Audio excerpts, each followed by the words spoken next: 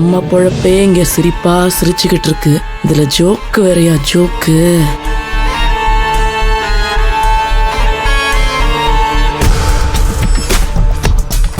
உண்மையான மாமியார் கொடுமைன்னா என்னங்கிறத இனிமேதான் நீ பார்க்க போற.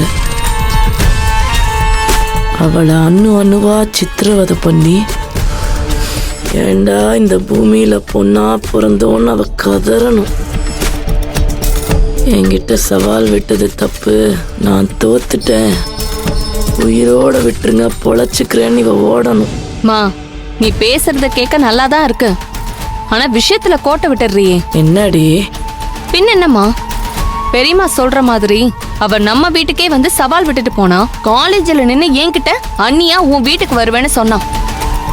கடைசியில அவ சொன்ன மாதிரியே செஞ்சுட்டா அல்லம்மா. ஆனா நம்மளால எதுவுமே பண்ண முடியலையேம்மா. இதோ இப்ப கூட அவ ஹால் வரைக்கும் வந்துட்டா, ஆனா நம்ம ஒளிஞ்சு நின்னு வேடிக்கை தானம்மா பாக்குறோம். அம்மா, நம்ம நிலைமை தெருவுக்கு போயிடக்கூடாதுமா. அவளுக்கு ஒன்றும் நாள் நட்சத்திரம் பார்த்து ஜாதகம் பார்த்து நடந்த கல்யாணம் இல்லை, ஆக்சிடென்ட் மாதிரி திடுதிப்புன்னு நடந்த கல்யாணம். சரவண அவ கழுத்துல தாலி மட்டும்தான் கட்டியிருக்கான். கூடிய சீக்கிரம் அவன் கையாலேயே அவ கழுத்துல இருந்து தாலி அறுத்து இந்த வீட்டை விட்டு வெளியே அனுப்பல நான் மகேஸ்வரி இல்லை.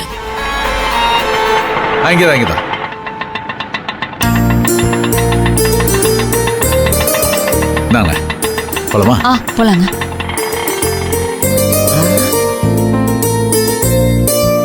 அதுக்கு முன்னாடி யமன் டபுள்ஸ்ல வருது, அங்க பாரு.